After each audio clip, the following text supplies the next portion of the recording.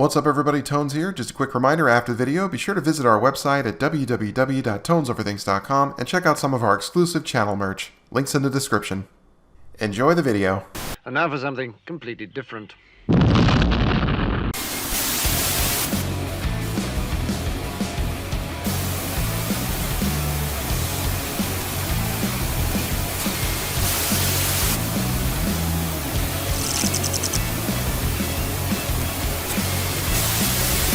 What's up everybody, welcome to Tones Overthinks It, the show where I think too much to make up for the people who don't think at all. So I was just thinking, who and what the f*** is this guy? Okay, let me start from the beginning. A couple weeks ago I was visiting the family and at one point they decided to stream some Disney movies for the kids, and one of them was the, 1940s, seriously? Disney animated feature, Pinocchio. Based off of the 1883 Italian children's novel by Carlo Collodi, it was actually Disney's second animated feature film ever, and introduced us to the character of Jiminy Cricket, and of course the iconic song, When You Wish Upon a Star. Feeling old as f*** yet? So anyway, for those of you who had never seen the movie, what, have you been living under a rock? It's basically about a little wooden puppet brought to life by a magical fairy who wants to become a real boy, and hijinks ensue. So if the puppet is alive, is every part of him still made of wood? Does he have internal organs? Are they also made of wood? His mouth was just partially carved and painted on, so does that mean it's now a physical orifice? Is it his only orifice? He's capable of eating food. Does he have a digestive system? He can speak, implying the presence of vocal cords. He can inhale tobacco, so that would mean he has lungs, but somehow he doesn't need to breathe underwater? He can also catch fire, but doesn't feel any pain. He can cry, which means his body contains water, and has tear ducts, and a nervous system capable of expressing emotion. What in the name of holy hell is this abomination? So anyway, as I happen to be in the living room during the movie, our protagonist encounters the character of Honest John and his partner Gideon, a pair of con men who lead him astray more than once in the film.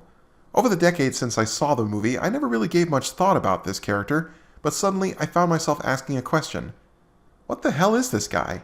He's an anthropomorphic fox in a movie with a predominantly human cast of characters. With the exception of Jiminy Cricket, he's the only non-human character with a speaking role in this film. Why?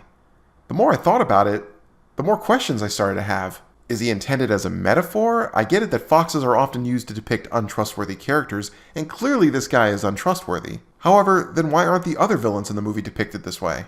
Why just this guy? Disney is no stranger to universes occupied entirely by anthropomorphic animals that act exactly like humans, like with the Robin Hood film, though I am a bit curious how a whole bunch of animals that don't have opposable thumbs are capable of basic tool use in order to construct medieval-era clothing, weapons, machinery, and architecture. But Disney has also had universes where these capable animals coexist with humans, like in the Rescuers films, so in this instance, maybe we're dealing with a universe where that's the case. So if this guy is seen as a fox both to the audience and the characters, why does nobody seem to notice this? I mean, a 6-foot-tall talking fox who looks like Red Skelton is not exactly easy to ignore. But then this is a world where a wood and flesh hybrid minion of chaos summoned from the depths of the warp could freely walk the streets and no one is freaking out. Come to think of it, maybe that's why we never see anyone else on the street during these scenes. They all must have run away in terror from the freak parade that's come to town. So after wallowing in confusion for a bit, I suddenly had an epiphany, a theory where it all came together, and not only explains how this makes sense, but actually makes this character considerably darker.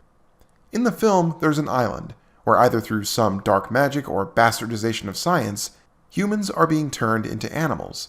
Now before anyone mentions it, I did look into whether or not the island is in the original book, and if in fact it served a more sinister purpose as the urban legend suggests. Turns out it actually is a myth. It was entirely Disney's creation, and it was never an island where children are taken to be exploited in an unspeakable manner. In the book at least. Now full disclosure, Disney did take many creative liberties with the story, and as dark as that was, to be honest, the book was much darker. I mean, Pinocchio is a freaking asshole in the book. He murders Jiminy Cricket before getting tortured, having his legs burned off, and hung from a tree. Jesus Christ, Collodi, what the f*** is wrong with you? So yeah, ruined childhoods aside, Mysterious Island, Strange Experiments, Fox Mutant. In a later scene, we see Honest John meet up with the coachman. We don't get much in terms of interaction with these two, but from what we do see, they clearly know each other. When the coachman offers an opportunity to make some serious bank, John assumes it involves having someone whacked. Not exactly a conclusion you'd mistakenly come to with a total stranger. So when the coachman mentions the island, we get our next clue. Honest John is visibly terrified. Knowing full well what's going on there means and suggests he has history with it. If you need further proof of this, when he cons Pinocchio into going, he gives him a ticket, which incidentally he didn't need, and what is it? An ace of spades, a card that would later be a symbol of death and misfortune.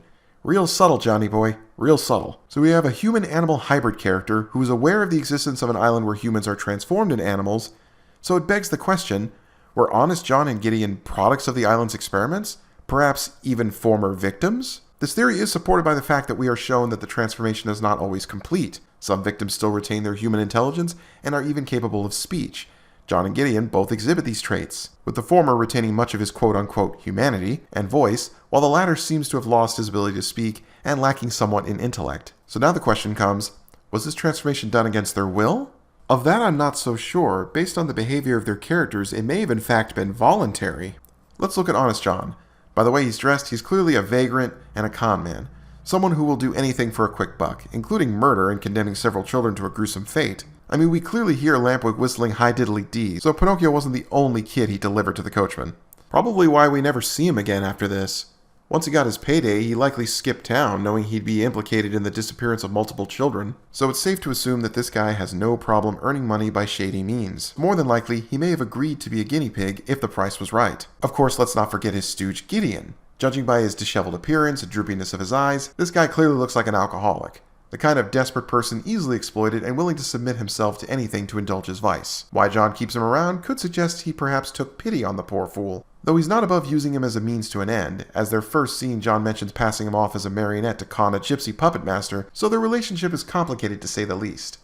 And if you require further evidence to support their connection with the island, bear in mind that the two things we see consumed immediately before transformation begins is alcohol, and the other, tobacco. And what do we see these two characters indulging in? Exactly. So there you have it, a cartoon villain who may very well be a tragic victim of either his own greed or the greed of others, a product of an inhuman experiment that has twisted him to be equally inhuman, suggesting that Disney may have planted the seeds for creating sympathetic villains long before the whatever it is that's going on now with the reimagining of all your classics. But then again, maybe I'm just overthinking it. Thanks for watching, everybody. If you like what you see here and you want to see even more in the future, please consider subscribing to my channel. Also, feel free to share your thoughts down in the comment section. I always love to read them. And of course, a huge shout out to my channel members. Your support is always appreciated.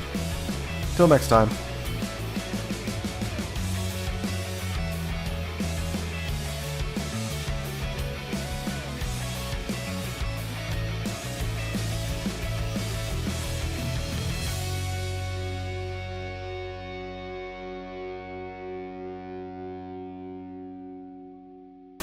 It just occurred to me that not one single antagonist from this film got any kind of comeuppance. Honest John, Stromboli, the coachman. Hell, we don't even see the whale really die or anything. John likely got his payday. Stromboli pretty much got to enjoy the brief spike in revenue from Pinocchio's one appearance before returning to the status quo. The coachman is still out there abducting and exploiting children. And the whale probably just got a headache. This has got to be the only Disney movie where the villains don't lose. Weird.